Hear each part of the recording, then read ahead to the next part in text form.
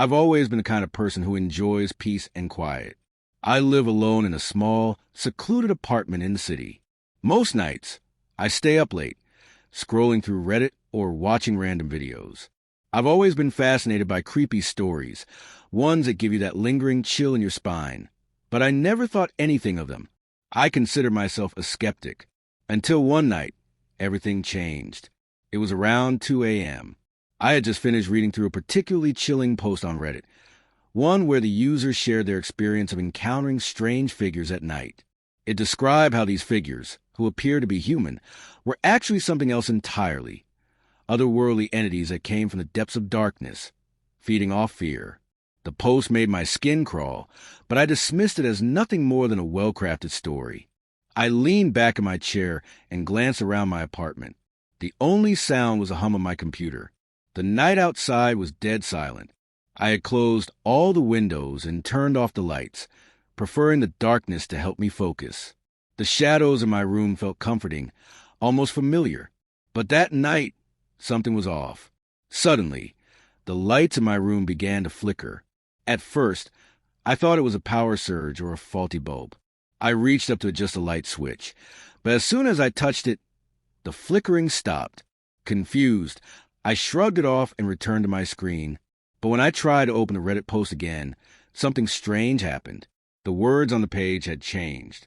What had been a normal story just moments ago had now transformed into a cryptic message, as though someone or something had rewritten it. If you're reading this, you are already one of them. The shadows are closer than you think. I froze. My heart skipped a beat, and I felt the room grow colder. I looked around, half expecting something to jump out at me. But there was nothing, just the empty silence of my apartment.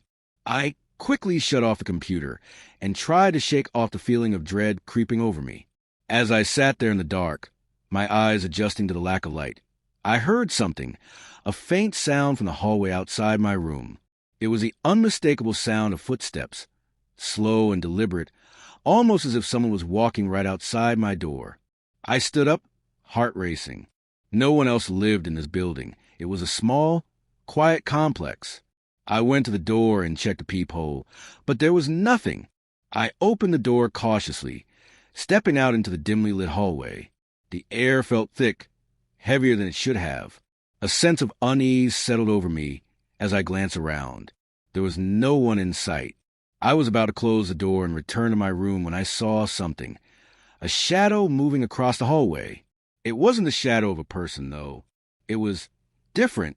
It stretched unnaturally, twisting and writhing like it was alive, as if it had a mind of its own. I slammed the door shut and backed away from it, my heart pounding in my chest. What was that? I couldn't explain it. I felt a deep, overwhelming fear, like something was watching me, waiting for me to make a mistake. Then came the knocking. It was soft at first, almost like someone was tapping on the door with a finger. I didn't move. The knocking grew louder, more persistent, until it felt like it was coming from all directions at once. I covered my ears, but the sound wouldn't stop. It was like it was inside my head, echoing, pounding. I couldn't take it anymore. I grabbed my phone and tried calling someone, anyone, but the screen remained frozen. No signal, no connection. It was as if the world outside my apartment had ceased to exist. And then, just as suddenly as it had started, the knocking stopped. The silence was deafening. I hesitated for a moment, trying to gather my courage, but something told me not to open the door. Not yet. But then I heard it, the softest whisper, barely audible. "We're here." It sent a wave of terror through me, and I bolted back to my bedroom, locking the door behind me. I didn't dare move. I just sat there, trembling, staring at the walls, praying for morning to come. Hours passed, and I must have dozed off at some point because I woke up at the start. The sun was just beginning to rise, casting a faint glow through the curtains. Everything seemed normal, too normal, but when I checked the time on my phone, it was almost as if time had frozen. The clock read 2:01 a.m. again, as though the night had repeated itself. I don't know how much time has passed since then. Days? Weeks? I'm losing track. Every time I try to leave my apartment, I feel the shadows following me, always just out of sight. They're getting closer. I know they are. And sometimes when I'm alone at night, I hear whispers, always whispering the same thing. We're here, and we're not leaving. It's been a few days since that night, though I'm not even sure what day it is anymore. Time doesn't seem to matter anymore. The events that unfolded in my apartment have been haunting me, following me everywhere I go. At first, I thought maybe it was just a bad dream or some sort of trick my mind had played on me. But I was wrong. It's real. I thought I could shake it off, Go about my day like everything was fine. But the problem is, you never forget the feeling of being watched. And since that night, it's like someone or something has been lurking just out of sight, always there, just waiting for the right moment. I can't explain it, but I feel like I'm being drawn into something that I can't escape from. Last night, I was trying to sleep, or at least pretend to. The darkness in my room felt suffocating. I kept hearing faint whispers again. It wasn't like before. This time, it felt closer, more direct, like they were speaking right in my ear. I froze, my heart pounding in my chest as I heard them say, "You can't escape us." I sat up, my head spinning. My breath quickened as I reached for the lamp, turning it on in a desperate attempt to ward off whatever was in the room with me. The shadows in the corners of the room seemed to shift, moving with an unnatural fluidity. I swear I saw them. Just as I blinked, I saw two figures standing in the far corner of my room, their outlines vague but distinct, tall, unnervingly thin, like human shapes distorted by darkness itself. They didn't move. They just stared at me, their presence so intense that it was suffocating. I couldn't look away. I jumped out of bed, my legs shaking, and stumbled backward toward the door. I opened it quickly, expecting to find safety in the hallway, but all I found was more darkness. The lights in the hallway flickered, and as I stepped out, I heard it, the sound of slow, deliberate footsteps following me. Panicking, I turned back to my apartment and tried to slam the door shut. But before I could, I felt something cold grip my arm. It wasn't a person, it was something else, something intangible, but it held me tightly. I couldn't pull away. I turned to look, but there was nothing there, only shadows pressing in on me, surrounding me. And then I heard the voice again, the whisper, but this time it wasn't a soft murmur. It was clearer, more forceful, like someone was speaking directly into my mind. "You invited us in. You'll never leave now." The grip on my arm tightened. I screamed, but the sound didn't escape. My voice felt trapped in my throat. The air grew colder, and I could see my breath in front of me, like I was standing in the dead of winter. The darkness in the hallway seemed to stretch, twisting and contorting as if it were alive. I tried to run to get away, but the shadows followed me. They moved with impossible speed, surrounding me, blocking every exit. They weren't just in the hallway anymore. They were in my mind, in my soul, like they were part of me now. I backed into my apartment, slamming the door shut behind me. The shadows stopped at the threshold, but they didn't go away. They hovered just outside, like they were waiting for something, waiting for me to make the next move. And that's when I realized something that sent a chill through my bones. I wasn't just being haunted. I was becoming part of it, part of the darkness. The longer I stayed here, the more the line between reality and whatever this thing was blurred. I don't know how much longer I have before they completely take me, but I've been getting these strange messages, these cryptic notes left around my apartment. They're written in a language I don't understand, scrawled on scraps of paper and taped to the walls.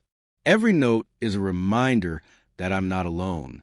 Last night, I found one stuck to my bathroom mirror. When I read it, it didn't make sense at first, but then I realized it was a warning.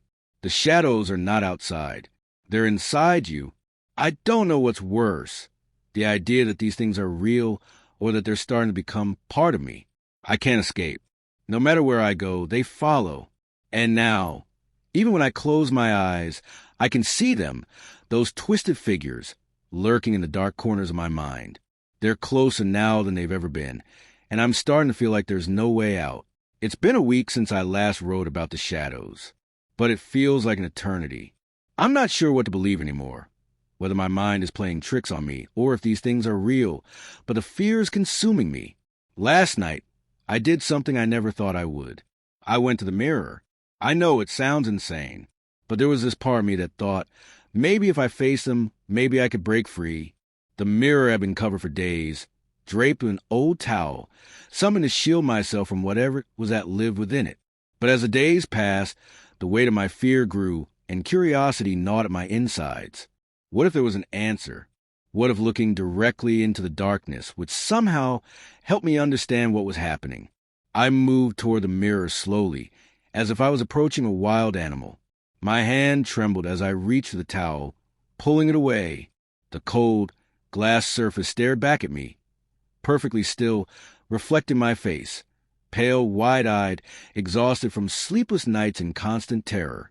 And then something changed. The reflection in the mirror warped. My eyes widened in disbelief as my image began to shift. My reflection grinned, but it wasn't me. It was a twisted version of me, smiling in a way that made my stomach churn. The smile stretched too wide, the eyes too dark. I tried to step back, but my body refused to obey. I was rooted to the spot, paralyzed. "You can't run from yourself," the reflection whispered, its voice a distorted echo of my own. I wanted to scream, but nothing came out. My body was betraying me. I couldn't move, couldn't look away.